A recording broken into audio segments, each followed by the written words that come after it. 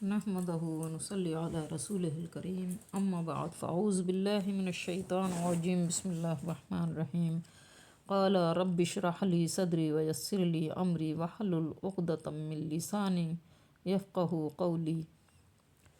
ان الله لا يستحي ان يضرب مثلا ما بعوضة فما فوقه فاما الذين امنوا فيعلمون انه الحق من ربهم واما الذين كفروا فيقولون ماذا اراد اللہ بہذا مثالا یضل به کثیرا ویہدی به کثیرا وما یضل به الا الفاسقین۔ یقیناً اللہ تعالیٰ کسی مثال کے بیان کرنے سے نہیں شرماتا، خواہ مچھر کی ہو یا اس سے بھی ہلکی چیز کی۔ ایمان والے تو اسے اپنے رب کی جانب سے صحیح سمجھتے ہیں، اور کفار کہتے ہیں کہ اس مثال سے اللہ نے کیا مراد لی ہے۔ اس کے ذریعے بیشتر کو گمراہ کرتا ہے اور اکثر لوگوں کو راہ راست پر لاتا ہے، اور گمراہ تو صرف فاسقوں کو ہی کرتا ہے۔ الذین ینقضون عہد اللہ من بعد میثاقہ ویقطعون ما امر اللہ بہ ان یوصل ویفسدون فی الارض اولئک ھم الخاسرون۔ جو لوگ اللہ تعالیٰ کے مضبوط عہد کو توڑ دیتے ہیں اور اللہ تعالیٰ نے جن چیزوں کے جوڑنے کا حکم دیا ہے انہیں کاٹتے اور زمین میں فساد پھیلاتے ہیں، یہی لوگ نقصان اٹھانے والے ہیں۔ جب اللہ تعالیٰ نے یہ دلائل قطع سے قرآن کا معجزہ ہونا ثابت کر دیا تو کفار نے ایک دوسرے طریقے سے معارضہ کر دیا، اور وہ یہ کہ اگر یہ کلام الہی ہوتا تو اتنی عظیم ذات کے نازل کردہ کلام میں چھوٹی چھوٹی چیزوں کی مثالیں نہ ہوتیں۔ اللہ تعالیٰ نے اس کے جواب میں فرمایا کہ بات کی توضح اور کسی حکمت بالغہ کے پیش نظر تمثیلات کے بیان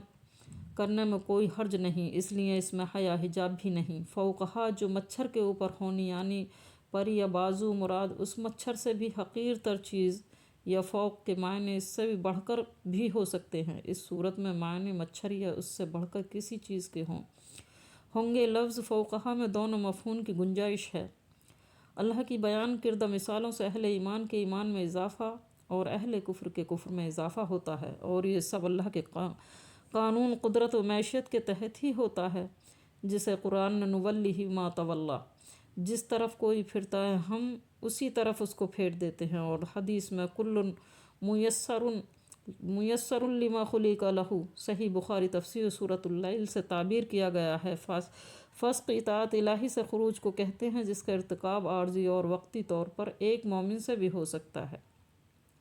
لیکن اس آیت میں فسق سے مراد اطاعت سے کلی خروج یعنی کفر ہے، جیسا کہ اگلی آیت سے واضح ہے کہ اس میں مومن کے مقابلے میں کافروں والی صفات کا تذکرہ ہے۔ مفسرین نے احد کے مختلف مفہوم بیان کیے ہیں، مثلا اللہ تعالیٰ کسی وصیت جو اس نے اپنے اوامر بجا لانے اور نواہی سے باز رکھنے کے لیے انبیاء علیہ السلام کے ذریعے سے مخلوق کو کی، وہ عہد جو اہل کتاب سے تورات میں لیا گیا کہ نبی آخر الزماں صلی اللہ تعالیٰ علیہ وسلم کے آ جانے کے بعد تمہارے لیے ان کی تصدیق کرنا اور ان کی نبوت پر ایمان لانا ضروری ہوگا۔ وہ عہد الست جو صلب آدم سے نکالنے کے بعد تمام ذریت آدم سے لیا گیا، جس کا ذکر قرآن مجید میں کیا گیا ہے۔